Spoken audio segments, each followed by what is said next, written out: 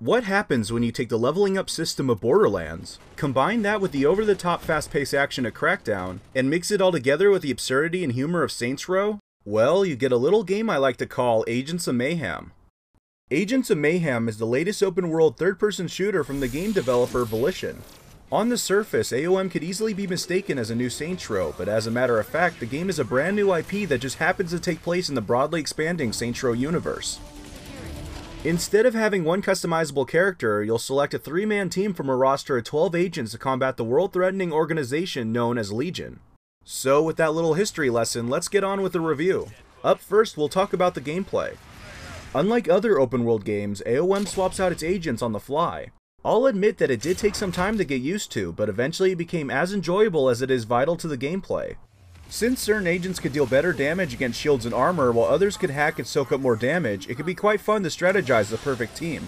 It's also fascinating to learn which agents' abilities complement each other, like using an agent who can stun enemies, then switching to an agent who deals more damage to stunned enemies. There's so many combinations at your disposal that it almost becomes overwhelming. Another unusual trait is being able to triple jump. This was a feature that was added late into development, but definitely proved to be the right choice. Whether it's scaling buildings or jumping around in a firefight, it's just so rewarding to play around with that one extra jump. When it comes to the difficulty, AOM offers 15 different levels to choose from. Every option offers various ranked soldiers, hazards, and enemy types to encounter. Either you'll be against a group of ordinary grunts or a squad of lieutenants with one specialist granting them impenetrable shields. Needless to say, players of any skill level can find a genuine challenge in this game. An interesting element I feel I need to mention is Gremlin Tech. Instead of having cheats, Gremlin Tech functions as a purchasable ability to use at any time. Some of these abilities act like regular bonuses, such as extra damage or higher shields. But then you have some Gremlin Tech that's completely over the top, like super speed or melee, and a bowling ball that fires out of the tip of your weapon. Personally, I feel this feature was a fantastic idea. Instead of forcing the over-the-top wackiness onto the player, it gives them the decision to play the game any way they want. One issue I do have with the gameplay is its driving mechanics. With every new Volition title, they usually improve on vehicle performance in some way or another, so I'm not entirely sure how they screwed up here. Instead of the driving feeling organic, there's a sense that the controls are handicapped. Without playing for yourself, it can be hard to distinguish, but the one visual example I can give is hitting ramps. It doesn't matter if you hit a ramp at the wrong angle, go at it too slow or too fast, the game will immediately correct it for you to hit the jump right every time. It's also quite annoying that the only way to destroy Legion vehicles is by ramming into them. I don't know how no one thought to add turrets to these agency vehicles, or at least a way for the agents to shoot out the window. To top things off, there's no drivable motorcycles or a real in-game radio either. Sure, there's a radio with in-studio techno and pop, but no actual licensed music. Luckily, all this isn't too much of a problem. Like Saints Row 4, it's more enjoyable to get around on foot than it is to drive anyways. For a game like AOM, especially from a company like Volition, you would expect there to be some type of online co-op. Sadly, the only online interactions you can have are through the game's contracts. These contracts are where friends and other players can sign up and try accomplishing the same objective in their own games before the time runs out. I know it may sound quite disappointing, but at least this means Volition was able to spend more time adding in additional content. When it comes to missions, there's a total of 55. 20 of them are main story missions, while the rest consist of individual agent missions and team missions where certain agents are grouped together. You can also replay missions, which is pretty astounding. Considering that every agent has their own specific lines recorded for every mission, it would take over a dozen playthroughs just to hear all the uniquely recorded things of dialogue. When you're not playing a mission, there's plenty of side activities to keep you occupied. Hidden Legion layers with randomly generating interiors, for example, could be discovered all around the map. By venturing through them, you're rewarded a variety of resources such as blueprints to unlock new agency vehicles, agency skins, and supplies to unlock Gremlin Tech. Back at the Ark, you could take part in global conflict where you send out unused agents to find supplies and Legion layers across regions. Here you can also experiment with team combinations in the rec room and practice your skills to earn small rewards. The story of AOM could best be described as G.I. Joe written in Volition's infamous style. I found a majority of the story fun to follow, but then there was times where the humor just wasn't for me. I'm a little team, hot, short, and stout. Here is my rifle to take you out.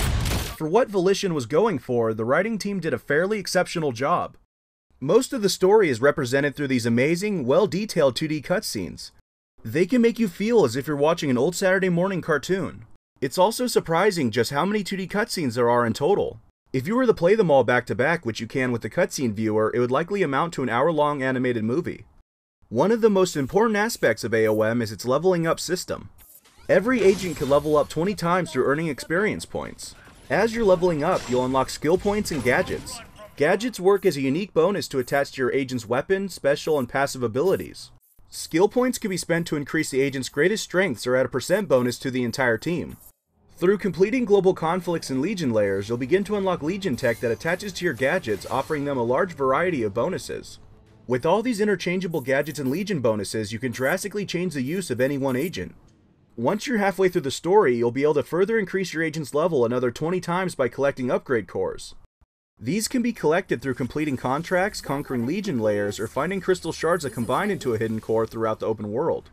Speaking of the open world, the city of Seoul is a spectacular and well-designed playground for the agents. Everywhere you look, you'll see a mixture of futuristic tech and buildings, but also old Buddhist temples and markets to offer a unique variety of sights to see during your escapades. Every district feels different from the last. Whether it's the downtown of Tomorrow, an ancient temple filled with large historic artifacts, or a massive planetarium surrounded by floating holographic sites. Seoul might have a smaller city for an open world game, but it more than makes up for it with its skyscrapers and populated rooftops. There are a few things, however, that can make the city a little frustrating. For example, not having a minimap can make traveling the world a bit confusing. You also can't set custom waypoints, so you'll find yourself constantly selecting the closest activity to the location you want to go to. But my biggest gripe with Seoul is its side activities. The activities range from nothing more than killing small groups of Legion, destroying and collecting cars, defeating Legion outposts, and running through checkpoints across the map. The best activities are finding Legion layers and stopping Doomsday weapons, but they only pop up so often. Pedestrians were something I really wanted to talk about, but unfortunately I've been running into a glitch. For some reason, Peds don't have any dialogue, and most of the time they act as if the agents are invisible. I've talked to other players who received early copies of the game, and this appears to be an isolated case. What I can say, however, is that Peds seem to do a lot of activities such as Tai Chi, dance, and play games at the VR stations. Sadly, the biggest problem I've run into with AOM is glitches. I thought at first it was only because I was given an early copy, but even after installing the day 1 patch, I was running into the same issues.